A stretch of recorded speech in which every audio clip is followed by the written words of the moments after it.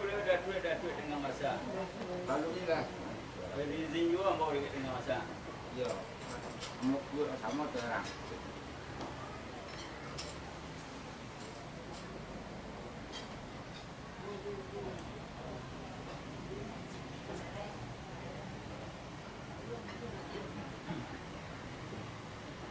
Mana beliau dah tua kayo. Mana kena bila bapak dah tidak dilarang. Mana kita pulangkan ke dalam tua kayo, enggak tua kayo. Itu nanti juga pakai itu jalannya tapi kalau kerja mulai semua itu ya bang yang beri tua kayo.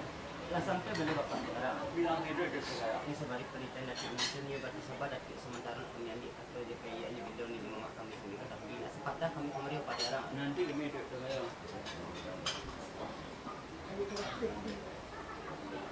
Mana boleh bapak dan tidak dilarang? Iya, macam ni tua kayo. Ini sebalik penelitian dari nanti mak tidur di hari bulan tujuh lah pasti kalau pada jatuh mulai kami di mana bapak dilarang. Mana tua kayo. Kalau ada di mana juga kami ambil atau JPI ini video ini memang kami sendiri tapi ketua daripada beliau mak tidur di hari bulan tujuh pasti mana kami tidak tahu bapak dilarang. Baru dapat kami kata sebatas hilang buat kami lalu Yang kepelang lalu bapak dilarang.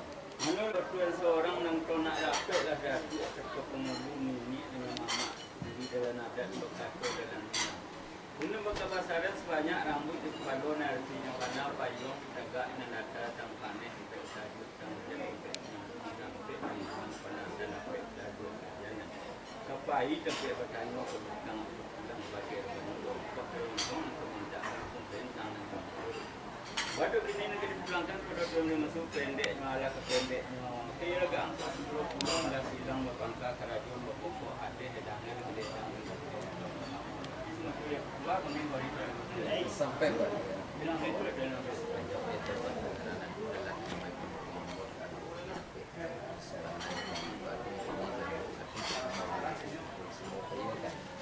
Boleh hanya beli segolong kita dan beli selayan dan beli sabai lah pada sebentar lu ambil kaki nanti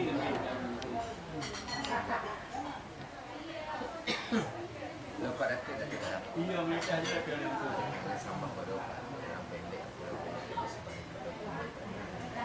saja ya tangan kerajaan kok artinya kini agak bersibuk sedang kita semua mengukur dua mereka banyak orang mana dua artinya kini dia dalam berkat dua ini dan juga ini ada juga baru dapat kami satu batang yang sebuah referensi bagi mana kita ini ini berpasukan di dalam air dua ya